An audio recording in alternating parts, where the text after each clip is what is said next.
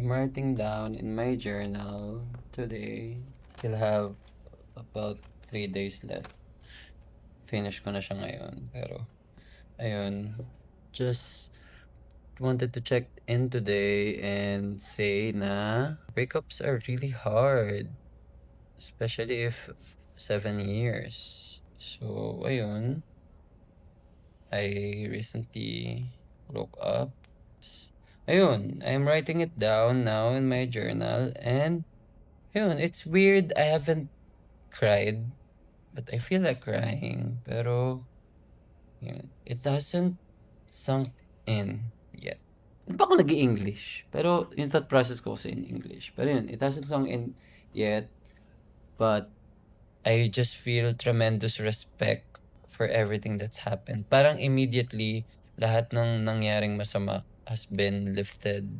And I'm just gonna miss everything that's happened.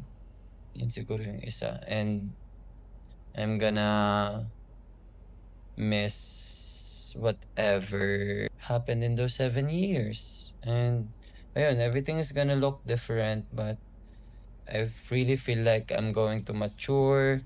I feel like I'm going to become the version that I wanted for myself, the version na nag-journal ako, ganun. I could really have time to reflect because iba si Sid sa kay Jeremy, and dati kahit alam ko kahit anong gawin ko, I could really rely on Sid.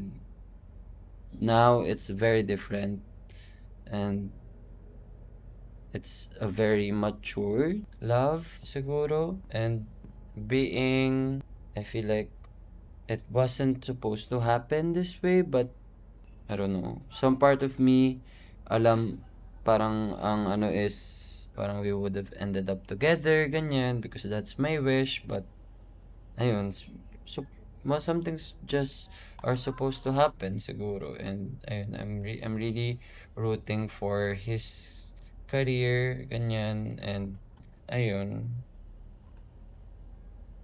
yun lang.